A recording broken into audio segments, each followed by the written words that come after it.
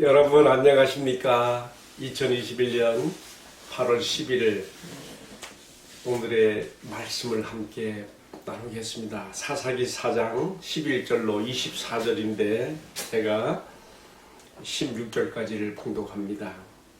모세의 장인 호밥의 자손 중 겐사람 헤벨이 자기 족속을 떠나 게데스에 가까운 시안나님 상수리나무 곁에 이르러 장막을 쳤더라. 아미노아의 아들 바락이 다볼산에 오른 것을 사람들이 시스라에게 알림해 시스라가 모든 병거 곧 철병거 900대와 자기와 함께 있는 모든 백성을 하루새 탁구임에서부터 기손강으로 모은지라. 이제 이어서 큰 전투가 벌어집니다. 14절 봉독합니다. 드보라가 바락에게 이르되 일어나라. 이는 여호와께서 시스라를 내 손에 넘겨주신 날이라. 여호와께서 너의 앞서 나가지 아니하시느냐 하는지라. 이에 바락이 10,000명을 거느리고 다불산에서 내려가니 여호와께서 바락 앞에서 시스라와 그의 모든 병거와 그의 온 군대를 칼날로 굴날에 빠지게 하시매 시스라가 병거에서 내려 걸어서 도망간지라. 바락이 그의 병거들과 군대를 추격하여 하루새 탁구임에 이르니 시스라의 온 군대가 다 칼에 엎드려졌고 단 한 사람도 남은 자가 없었더라.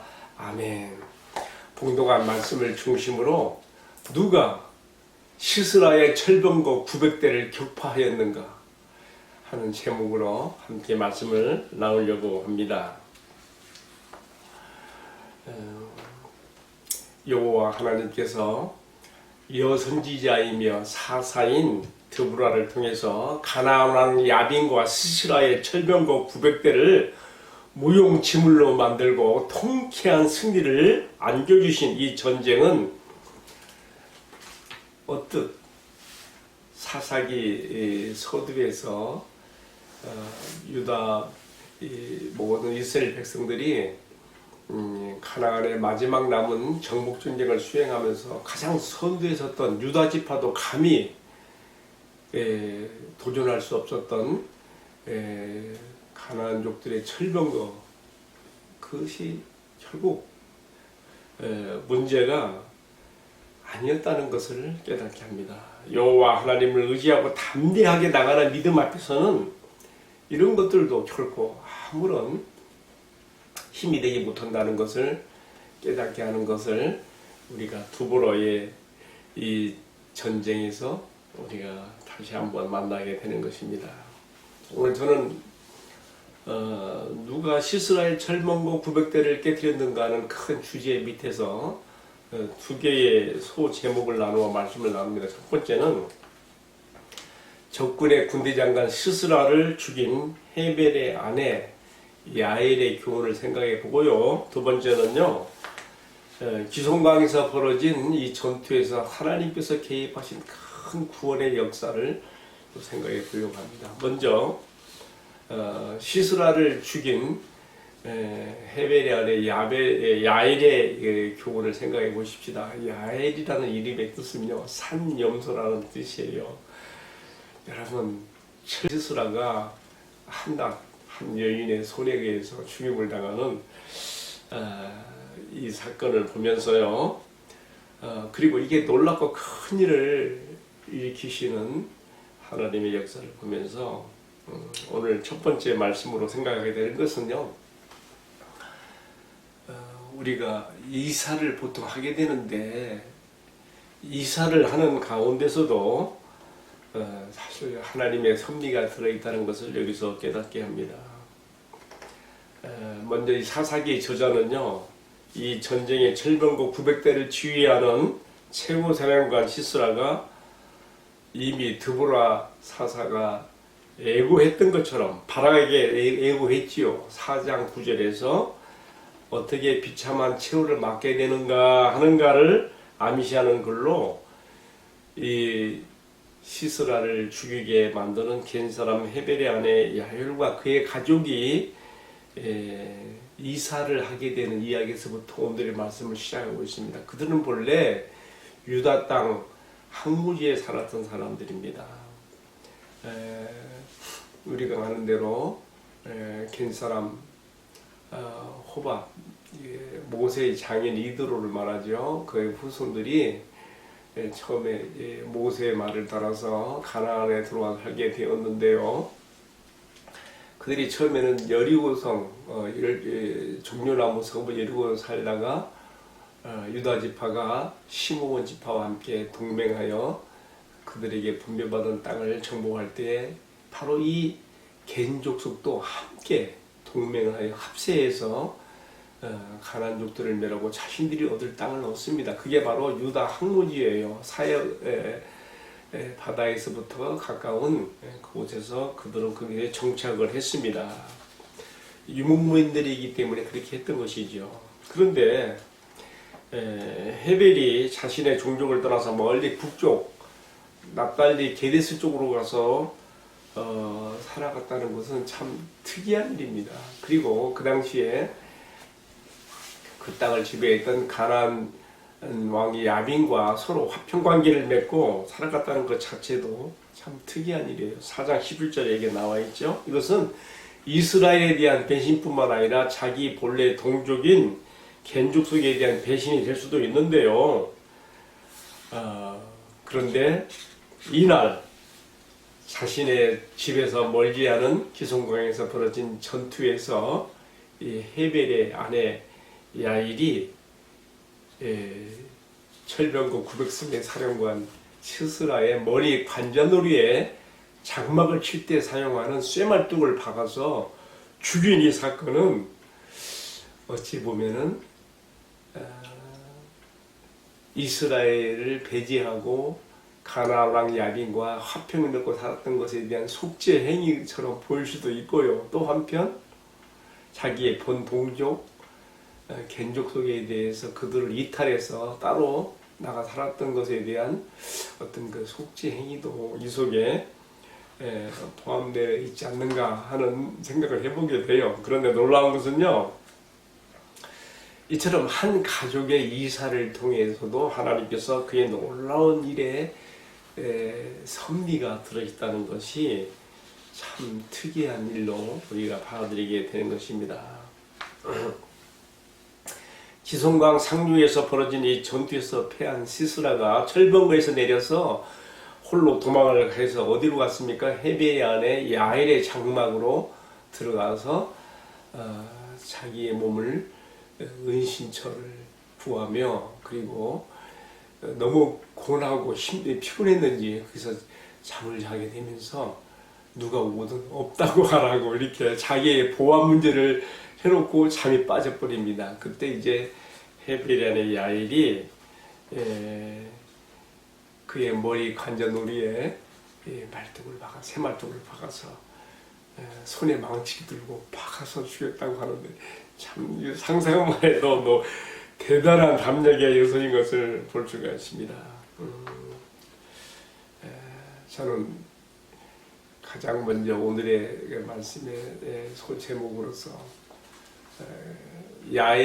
여성 야엘의 손에 죽은 철병거 900대의 사람과 시스라의 이야기를 보며 참 이 모든 것이 그 가정이 유다 땅 항모지에서 게데스로 북쪽 가나안 북쪽 게데스로 이사한 것과 관련되어 나타났다는 점에서 참 하나님의 섭리가 이렇게 놀랍다.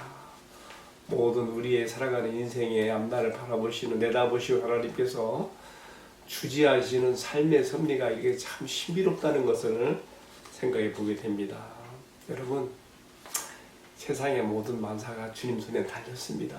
오늘 내가 살아가는 평범한 삶의 일상들까지도 다 주님의 손에 붙잡혀 있다는 것과 주님의 영광을 위해서 사용될 수 있다는 점에 대해서 우리가 마음 깊이 받아들일 수 있기를 바랍니다.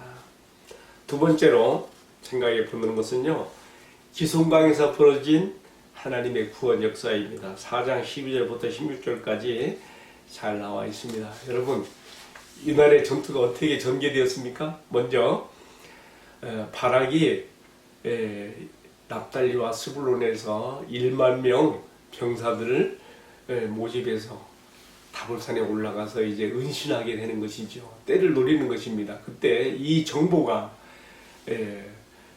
시스라에게 들어갑니다. 시스라는 이 말을 듣고 학구임에 있는 모든 자기 동족 가나안족들과 그리고 철병국 900대를 앞세워서 다볼산 아래에 있는 이 기송강가로 집결하게 되는 것이죠. 이 기송강은요, 갈멜산 쪽에서 바론에서 이렇게 흘러나오는 강인데요. 이 강이요, 사실 그 무의도 골짜기에 넓은 평야지대를 지나가는데 평소에는 그저 잠잠하게 흐르는 강이라 그래요. 그런데요, 이날 전투에서 어떤 일이 벌어집니까? 지금 이 모든 전투를 뒤에서 지켜보고 있는 드보라는 시스라의 군대가 기손강에 집결했을 때 바로 이것이 하나님께서 자기에게 알게 주신 공격 계시의 시점이라는 것을 알았어요. 그래서 바락에게 바로 지금이다, 오늘이야말로 이스라엘이 가나안 야빈에서 벗어나는 해방의 날이다 하면서 공격 계시를 명하죠. 그때 바락의 군대 1만 명이 다볼산에서 막 밑으로 쏟아져 나옵니다. 그리고 시스라의 군대도 철병거 900승을 앞세우고 접전을 하게 되는데요. 오늘 본문의 말씀에서는요, 하나님께서 바락 앞에서 행하시면서 그 시스라의 군대를 혼란하게 만들었다 그랬습니다. 그래서 이 바락과 그 이스라엘의 그 칼날에 이 시스라의 군대가 다 엎드려진 것으로 표현되고 있는데 이 표현이 조금 부족함을 느껴요. 그렇다면 하나님께서 어떻게 이 시스라의 그 수많은 군대와 병거를 혼란에 빠뜨려서 이스라엘에게 승리를 하게 하셨는가, 그 점이 좀 궁금하거든요. 그래서 이 점을요 좀 더 깊이 이해하기 위해서는 그 다음 장에 이어지는 5장 20절과 21절에 보게 되면 드보라가 이 큰 승리를 얻은 다음에 승전가를 불러요. 그 승전가가 하나의 시적 표현으로 나타나는데 어떻게 표현되어 있는가 하면요, 이렇게 되어 있어요. 5장 20절과 21절 제가 읽어드릴게요. 별들이 하늘에서부터 싸우되 그들이 다니는 길에서 시스라와 싸웠도다. 시적 표현인 것을 잘 이해할 필요가 있어요. 기송강은 그 무리를 표로 시켰으니 이 기송강은 옛 강이라. 그러니까 이날의 전투에 하늘이 개입했다는 것을, 하늘의 별들이 하늘에서부터 싸우되 시스라와 그들이 다니는 길에 시스라와 싸웠다 그랬거든요. 이게 뭐겠습니까? 그날 기송강이 범람하고 표류해서 수많은 적군들을 함몰시킨 것을 보여주고 있거든요. 여러분, 어떤 의미가 있을까요? 싸움이 벌어졌을 때에 하나님께서 폭풍과 내성과 폭우를 그 기송강에 쏟아 부으셔서 그 강이 범람하게 되는 것이, 갑자기 불어나는 강물에 어떻게 이 철병국 900대가 무용지물이 되는 거죠. 그리고 그 진흙구덩이에 빠진 철병거들 어떻게 쓸 수 없으니까 다 그들이 병거에서 내리게 되어지고 혼란하게 수축박수 될 때에 이스라엘 군대가 그들을 쳐서 엎드려뜨린 것이죠. 이 싸움이 기송강 하류에는 무기또 골짜기에서 벌어졌는데, 이 다볼산에서 내려온 이스라엘 군대가 그들을 하나님께서 혼란에 빠뜨린 그 시스라의 군대를 쳐서 그들을 격파할 때 그들은 강 상류로 후퇴해야 되거든요. 그럼 어떻게 되겠어요? 결국은 기송강이 그들을 표류시켰다는 그 표현이 맞습니다. 그래서 이날에 이 전투가 이렇게 해서 이스라엘의 큰 승리로 맞춰지게 되는 것입니다. 여러분, 오늘 말씀을 통해서 하나님께서 우리에게 무엇을 말씀하고 싶으실까요? 이 상상할 수 없는 큰 전투의 승리에 기여한 두 여성의 인물을 생각하게 돼요. 첫 번째는 이 모든 싸움을 뒤에서 진두지휘한 꿀벌이라는 이름을 가진 드보라와, 또 적장의 머리 관자놀이를 말뚝으로 꿰뚫어 망치로 쳐 죽인 산염소라는 이름을 가진 누구? 야엘. 연약한 두 여성을 들어서 이스라엘이 벌벌 떨고 두려워했던 시스라와 그의 군대 900승의 이 철병거를 무력화시키고 완전히 괴멸시킨 이 전쟁의 승리를 통해서 우리는 하나님의 일하심의 원리를 봅니다. 그것은 무엇입니까? 그것은 연약한 자를 들어서 강한 자를 부끄럽게 하시며 세상에 아무리 하나님 백성들에게 크고 더럽게 보이는 일들조차도 믿음으로 나가는 담력 앞에서는 하나님께서 이와 같이 큰 구원의 역사를 이루신다는 것을 우리가 오늘의 말씀에서 배우게 되는 것입니다. 저는 오늘의 말씀을 이렇게 마무리하면서 로마서 11장 36절의 말씀이 생각났습니다. 거기 이렇게 써 있습니다. 모든 것이 주에게서 말미암고 모든 것이 주에게서 나오고 주에게로 말미암고 주에게로 돌아갑니다. 세상의 모든 만사가 그냥 아무렇게나 흘러가는 것 같지만은 이 모든 것을 배후에서 주재하시는 살아계신 우리 하나님께서 자기 백성들을 중심으로 하여 그들의 유익을 위하여 그들을 위해서 모든 것을 주재하신다는 것을 우리가 바라봐야 된다는 것을 오늘의 말씀에서 배우게 됩니다. 다시 한번 하나님의 주권 사상을 여기서 우리가 깨닫게 됩니다. 모든 것이 주께로부터 나오고 주로부터 말미암고 주에게로 돌아갑니다. 영광이 그에게 세세 무궁토록 있을지어다. 아멘. 로마서 11장에서 바울이 선포했던 이 하나님의 주권을 다시 한번 우리가 마음 깊이 받아들이십시다. 기도하겠습니다. 이 땅에 있는 주의 백성들을 중심으로 또 그들을 위하여 세상의 모든 만사를 주재하시는 주님, 지금 우리는 코로나 팬데믹 시국을 맞아서 모든 것이 정체되어 있는 것 같고 우울한 것들에 둘러싸여 있으며 하나님이 우리 가운데 계신가 의심할 때도 있습니다. 그러나 목장구름 저 뒤편에 여전히 찬란하게 빛나고 있는 태양이 있는 것처럼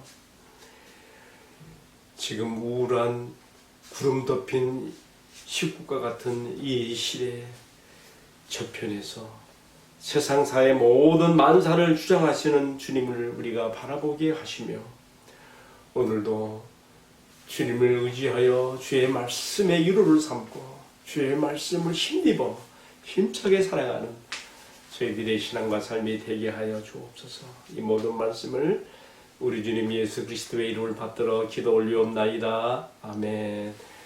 마쳤습니다. 감사합니다.